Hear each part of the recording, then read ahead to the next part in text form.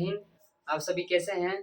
इस उम्मीद है आप सभी अच्छे होंगे। इस वीडियो में हम लोग देखेंगे केमिस्ट्री में क्लास 10 के हाइड्रोकार्बन और उसके यौगिक चैप्टर के यहाँ पर देखने वाले हाइड्रोकार्बन क्या होता है और इसके प्रकार के बारे में हम लोग समझेंगे, जो कि एग्जाम में हमेशा ही क्वेश्चन इसमें से क्वेश्चन पूछा ही जाता है।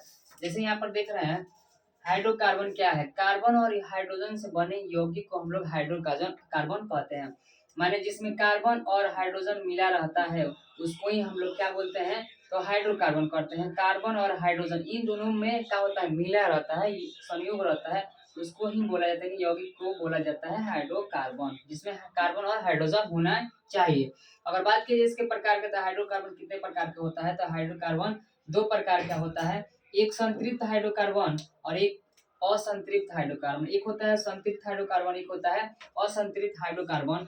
संतृप्त हाइड्रोकार्बन में हम लोग देखेंगे कि एल्केन क्या होता है। तो कार्बन कार्बन के बीच अगर सिंगल बॉन्ड रहता है ना, तो उसको हम लोग एल्केन समूह बोला जाता है। और एल्केन का फॉर्मूला बोला जाए, जो कि ऑब्जेक्टिव में 1 नंबर हमेशा ही क्वेश्चन ये भी आई है, हमेशा ही पूछाता ही, हर साल वर्ष पूछ देता है, तीनों में से कोई पूछ देता है। तो हम लोग देखेंगे एल्केन का सामान्य सूत्र क्या होता है। तो एल्केन का सामान्य सूत्र CnH2n+2 होता है, ठीक है।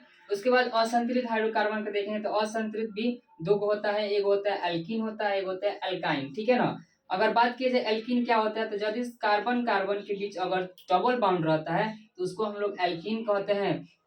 एल्काइन क्या होता है? तो कार्बन कार्बन के बीच अगर ट्रिपल बाउंड रहे, माने 3 गो बाउंड रहे, 3 डंडी रहे, तो हम लोग इसको समझेंगे कि एल्काइन है। क्या है? एल्काइन। और एल्कीन का सामान्य सूत्र की बात किया जाए तो एल्कीन का सामान्य सूत्र CnH2n होता है। जबकि एल्काइन का अगर बात किया जाए तो CnH2n-2 होता है। ये तीनों जो फॉर्मूला है आपके एग्जाम के लिए बहुत ही ज्यादा इंपॉर्टेंट है। ये तीनों में से कोई एक वो रिपीट कर देता है कि एल्कीन का सामान्य सूत्र बताए, या एल्काइन का सामान्य सूत्र बताए, या एल्केन का सामान्य सूत्र बताएं। ऑब्जेक्टिव में हमेशा केमिस्ट्री में पूछता ही रहता है तीनों में से कोई। इसको आप लोग लिख के याद कर लीजिए। जो एग्जाम 2025 में देने वाले हैं 17 फरवरी से, उनके लिए बहुत ज्यादा इंपॉर्टेंट वीडियो है, ठीक है।